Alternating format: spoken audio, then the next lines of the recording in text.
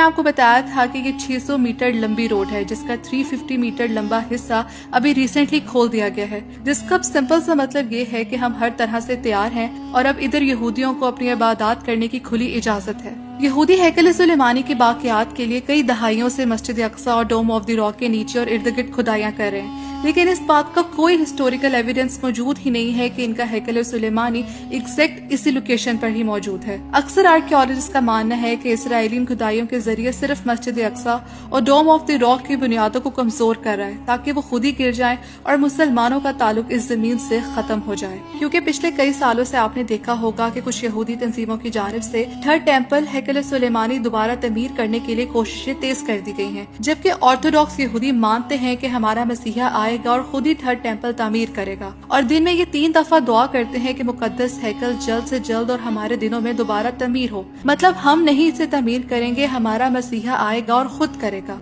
लेकिन Zionist juice और कुछ एक्सट्रीमिस्ट ग्रुप जैसे टेम्पल इंस्टीट्यूट मानते हैं कि पहले टेम्पल बनेगा और हर हाल में बनेगा। इनका कहना है कि जब लोग थर्ड टेम्पल बनाने के लिए तैयार हो जाएंगे और अमल शुरू कर देंगे तो मसीहा आ जाएगा। जैसे कि आप लोग इनकी वेबसाइट पर जाएं तो इन्होंने थर्ड टेम्पल की तामीर से पहले जो जो रिक्वायरमेंट जरूरी हैं पूरी कर ली हैं। थर्ड टेम्पल का वर्चुअल मॉडल तैयार कर लिया है। इनके मुताबिक तुरैत में थर्ड टेम्पल के लिए जिस जिस चीज की जरूरत है, वेसल से लेकर प्रीस्ट के लिबास तक हर चीज तैयार है, और एक अहम रिक्वायरमेंट वो भी तकरीबन तैयार है, और वो है रेड हेफर की कुर्बानी। यहूदियों के मुताबिक 2000 साल बाद इन्हें बिल्कुल वैसा रेड हेफर मिल गया है जैसा कि तौरात में बयान किया गया है कि खालिस लाल रंग की हो, अगर इस पर 2 या इससे ज्यादा काले या सफेद बाल हो तो कुर्बानी के लिए वैलिड नहीं, बगैर किसी जिस्मानी नुक्स के हो, इससे कभी कोई काम न लिया गया हो, और ये रेड हेफर कम से कम 3 साल की होनी चाहिए। 2022 सितंबर में खबर आती है कि यूएसए टेक्सास से 5 रेड हेफर इसराइल लाए गए हैं और ये उन सारी रिक्वायरमेंट्स पर पूरे उतरते हैं जिसका जिक्र तौरात में है,